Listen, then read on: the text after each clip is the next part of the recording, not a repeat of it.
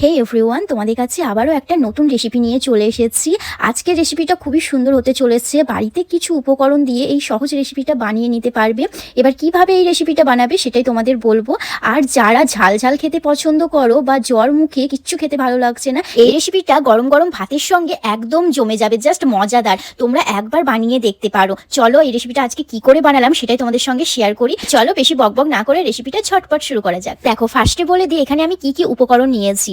কয়েক কোয়া রসুন ছাড়িয়ে নিয়েছি আর 6-7টা মতো লঙ্কা দিয়েছি। তোমরা তোমাদের ঝাল অনুযায়ী লঙ্কাটা দেবে। তারপরে এখানে পেঁয়াজ নিয়েছি, পেঁয়াজটা দিতেই হবে, তার সঙ্গে আদা দিয়েছি। এগুলো কিন্তু ভালো করে আমি তেলে ভেজে নিয়েছি। আর যেটা মেন হচ্ছে সেটা হচ্ছে এখানে ধনেপাতা। তো ধনেপাতাটাও আমি ভালো করে তেলে ভেজে নিয়েছি। এবার সবকিছু উপকরণ ভেজে নেওয়ার পর শিলে ভালো করে উপকরণগুলো বেটে নিতে হবে। তোমরা মিক্সিতেও পারো, কিন্তু শিলে বাটার একটা স্বাদই আলাদা। আমি এখানে শিলেই বেটেছি উপকরণগুলো। তোমাদের বাড়িতে যদি শিল থাকে অবশ্যই শিলে বাটার চেষ্টা করবে।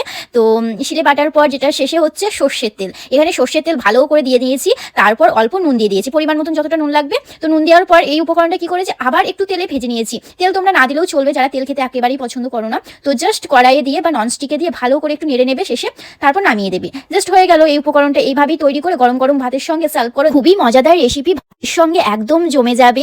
যারা বিশ্বাস করছো না তারা একবার হলেও বাড়িতে বানিয়ে দেখো।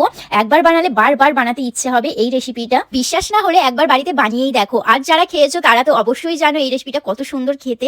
আর যারা বানাওনি তারা একবার বানিয়ে দেখো। এই রেসিপিটা বাড়িতে একবার বানালে দ্বিতীয় কোনো রেসিপির আমার দরকার পড়ে না। এই রেসিপি দিয়ে আমি খুব তৃপ্তি করে ভাত খেয়ে নিতে পারি, এতটাই আমার ভালো লাগে। তো তোমরা যদি বানাতে চাও অবশ্যই ঝটপট বাড়িতে বানাও।